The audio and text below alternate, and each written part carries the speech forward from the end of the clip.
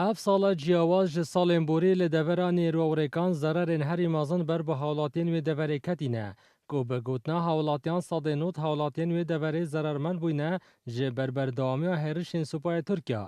Dê niha jî da herişên firoke û topxanên Supaya Tirkiye bû sergundan berdewam in û piraniya derametê wan ji nav çûye ji bilîk û daristaneka mezin hatiye sotin. Eşber hindê hawlatiyên nêrowrêkan dixwazin ew metirsiyaheyî bihête rawestandin da êdî bişên jiyara xwe pirê vebin û sûdmend bin ji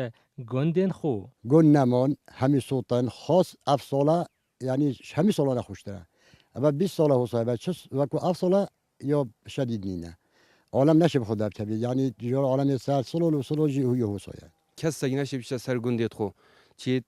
وقتی که زانانه وقتی گیزانه وقتی باهی و کسی نشه چی در ناف رزت خو گندیت خو چی درآمد خوب سری و بینید یونجی که زانت خوب این تا یون گیزت خوب این تا و گند همی گند سالانه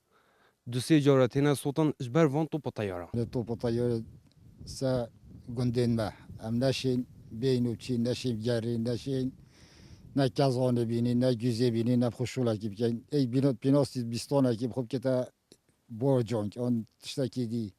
Di ev sala da berdewam firoka û topxanên Supaya Tirkiye hêrişan dikene ser gundên hawlatiyan û çîtir wek caran hawlatî mifay ji gundên xwe wernagirin û layenên peywendîdar jî ta niha hîç helwîstekê fermî nebûye. Dildar Arif Kursat News li Nahya Şêladizê.